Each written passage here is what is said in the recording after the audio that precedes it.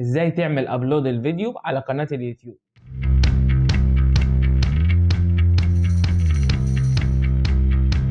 مساء الفل، ازيكم يا مليونيرات؟ عاملين ايه؟ في الفيديو النهارده هنتعرف ازاي نعمل ابلود الفيديو على قناه اليوتيوب. ولو لسه ما شفتش البلاي ليست بتاعت اليوتيوب او الكونتنت كرييشن اللي احنا عاملينها، هسيبها لك في الاي اللي فوق واللينك بتاعها في الديسكربشن. يلا بينا نشوف ازاي نعمل ابلود للفيديو بتاعنا. طبعا اول حاجه هعمل ساين ان بحساب القناه اللي انا عايز ارفع عليها الفيديو بتاعي. بعد كده هدوس على علامه الصوره دي واختار يوتيوب ستوديو. احنا عايزين نعمل حاليا ابلود، فاقف على علامة السهم دي بيقول لي ابلود فيديوز، هدوس عليها هتطلع لي اللوحة دي دراج اند دروب فيديوز فايل تو ابلود، يا اما سيلكت فايل. هدوس سيلكت فايل هيفتح لي البانل دي، وعشان اختار منها الفايل بتاعي اللي انا هعمل له ابلود على سيرفرات اليوتيوب. اروح في المكان اللي انا حافظ فيه طبعا الفيديو بتاعي، انا اكيد عارفه حافظه فين. هختار الملف بتاعي هيبدا يرفع لي فيه. طبعا هنا في عداد تحت ابلودنج 4% 5%. طبعا هو حاليا خلص ابلودنج، هبدا اكمل باقي الاعدادات عشان انشره او احفظه على جنب. طبعا اول حاجه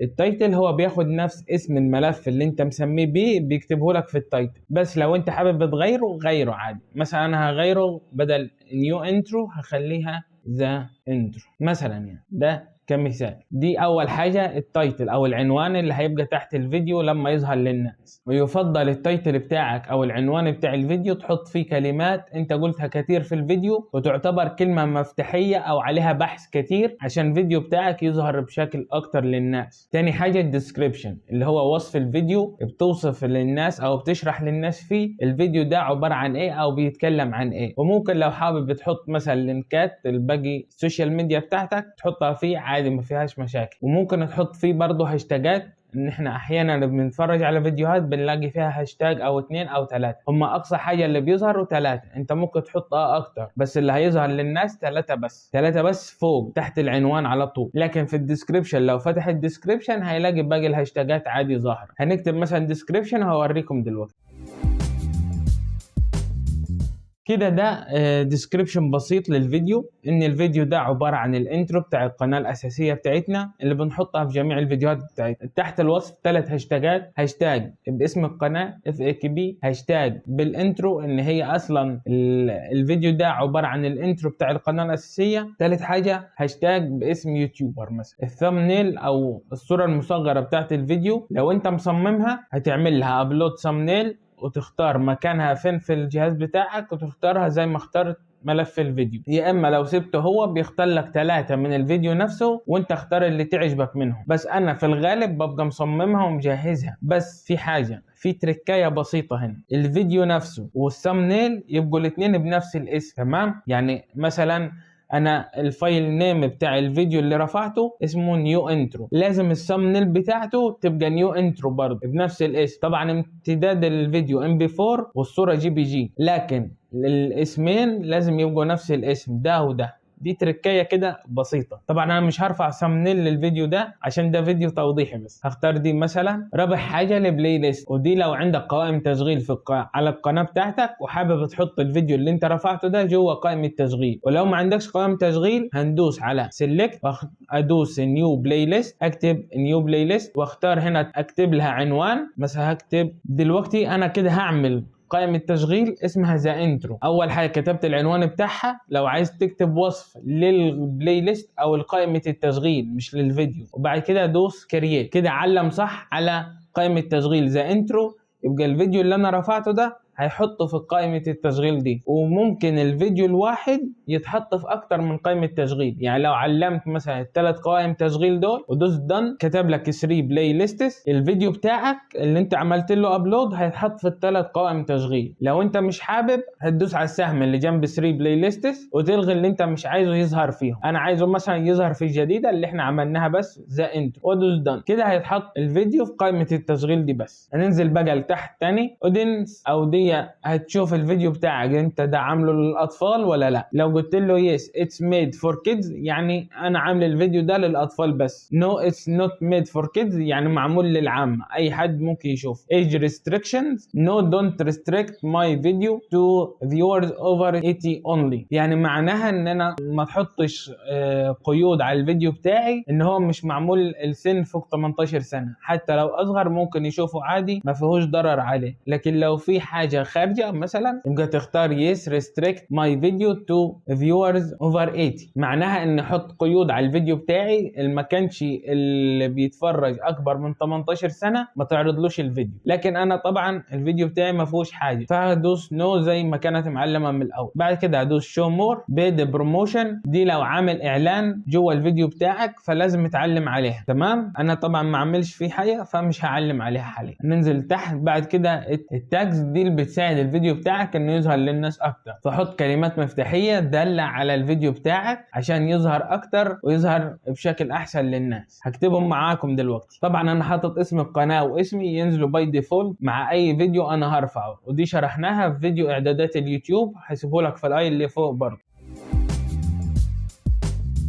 دي التاجز اللي انا عايز احطها في الفيديو بتاعي، وهي مش الفكرة ان تحط تاجز اكتر، هي كل الفكرة ان تحط تاجز مطلوبة او عليها بحث كتير. هنزل بعد كده لتحت language and caption certification. فيديو language هختار انا طبعا دي الفيديو ده هو عبارة عن موسيقى الانترو فانجلش تعتبر، فانا هختار انجلش فيها. كابشن سيرتيفيكيشنز بنسيبها نون زي ما هي. ريكوردينج ديت برضو مش شرط ان انت تحطها، حابب تحطها حطها، مش حابب براحتك. الفيديو اللوكيشن برضو لو حابب تحط البلد بتاعتك حطها، مش حابب برضو براحتك. انا دول مش بحطهم بسيبهم زي ما هم. الليسنز ستاندرد يوتيوب ليسن احنا كده كده مختارينها باي ديفولت برضو في الفيديو بتاع اعدادات اليوتيوب. هنزل بعد كده لتحت هسيب الباقي دول زي ما هم. في الكاتيجوري اختار الكاتيجوري بتاعي ان انا بنزل فيه محتوى. انا مثلا بنزل محتوى تعليمي، انت مثلا بتنزل محتوى ترفيهي، فتدوس على education وتختار الفئة بتاعتك او الكاتيجوري اللي بينتمي لها الفيديو بتاعك. طبعا انا عشان مختار education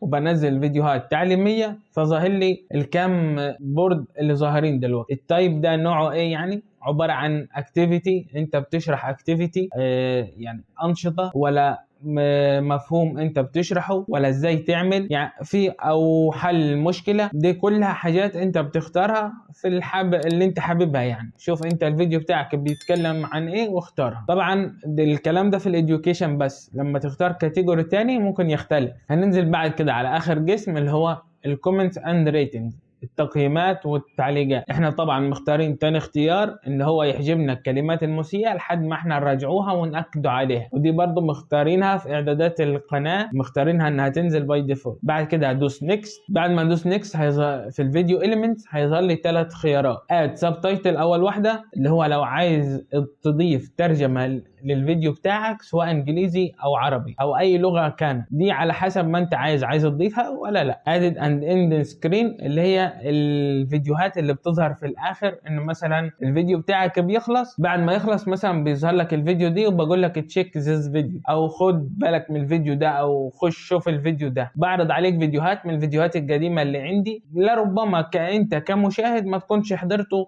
يشدك العنوان او يشدك شكله فتدخل تحضره برضه. ده فايدة الاند سكرين. طبعا مش مفعل هنا عشان الفيديو صغير فمش مفعل عليه، مدته صغيره. الاد كارد لو دوست اد مثلا زي ما انا قلت لك في الفيديو ده او فيديوهات قبل كده، مثلا هسيب لك اللينك بتاعه في الاي اللي فوق مثلا. هقف هنا مثلا وادوس اضافه فيديو. لو هنا هتبحث في القناة بتاعتك انت او في الفيديوهات بتاعتك انت، لو دي هتبحث في قنوات تاني او فيديوهات تاني. يعني لو هنا هبحث في قنوات تاني غير القناة بتاعتك، بس يفضل الفيديوهات اللي هتحطها في الكارت حطها الفيديوهات ليك انت او بتاعتك انت برضو، عشان تعلي الريش بتاع قناتك اكتر، او مش ريش القناة، تعلي يعني المشاهدات على الفيديوهات اكتر. طبعا انا هبحث في القناة هي هضيف مثلا اخر واحد فكده، والفيديو شغال كده. لما يعدي على دي هيظهر من فوق ان في فيديو بيقترحه عليك صاحب القناه. طبعا ينفع تضيف بلاي ليست او حاجات تاني. بعد كده هدوس سيف. طبعا هيحفظ في المكان ده بعد ما ادوس سيف انه يعرض الكارت دي على المشاهد عشان يشوفها وياخد باله منها. بعد كده هدوس نيكست. هنا التشيكس هو بيعملها اوتوماتيك مع نفسه اليوتيوب بعد ما يخلص ابلودنج للفيديو، او يقول لك الفيديو بتاعك فيه كوبي رايت ولا لا بعد ما يخلص ابلودنج اوتوماتيك مع نفسه. يعني لو قال لك نو ايشوز فاوند عمل لك علامه الصح دي يبقى انت كده في السليم وفي التمام، الفيديو بتاعك ما عليهوش كوبي رايت. هدوس نيكست تاني هيدخلني على الفيزابيليتي. دلوقتي تقدر تختار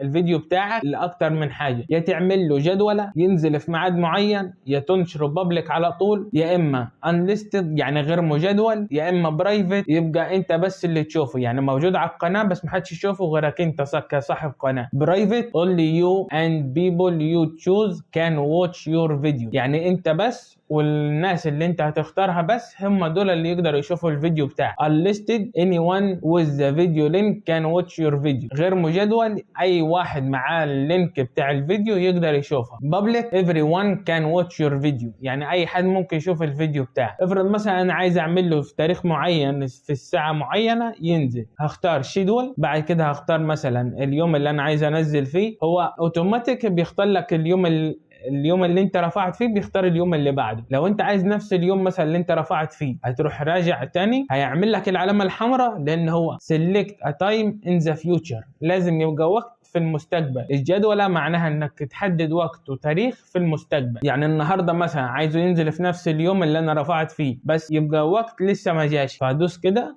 بيظهر لي قائمة الساعات بكسورها، في ربع، في نص، في الا ربع، واختار انت اللي انت عايزه. يعني اختار مثلا الساعة 1 مساء، فهو كده عمل لك جدولة للفيديو بتاعك يوم 5/3/2023 الساعة 1 مساء ينزل الفيديو بتاعك على القناة. انت كده لسه محددتلوش الدولة اللي هينزل بالوقت بتاعها. اختار تايم زون مثلا وهيجيب لك هنا بلاد كتير وانت اختار البلد اللي انت حابب الوقت بتاعك ينزل بيها. يعني لما تيجي الساعة 1 في البلد اللي انت اخترت التايم بتاعها ينزل لك الفيديو. اختار كايرو، يعني كده الساعة 1 بتوقيت القاهرة ينزل الفيديو بتاعك على القناة. لو اختار ست از بريمير هيعمله لك كأنه بس مباشر، اللي هو بيبقى ظاهر مثلا الفيديو ويقول لك بعد 5 ساعات هيتم عرض الفيديو لأول مرة. دي ست از بريمير معناها كده. لكن لو لغيتها تيجي الساعة 1 هينزل الفيديو كأنه فيديو عادي. فشوف دي انت اللي تريحك، انت دي اختارها براحتك. بعد كده هختار مثلا هشيل دي انا واختار له شيدول واختار كلوز. بعد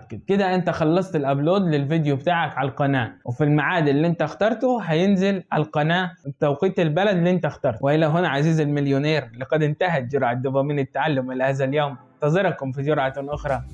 إلى اللقاء.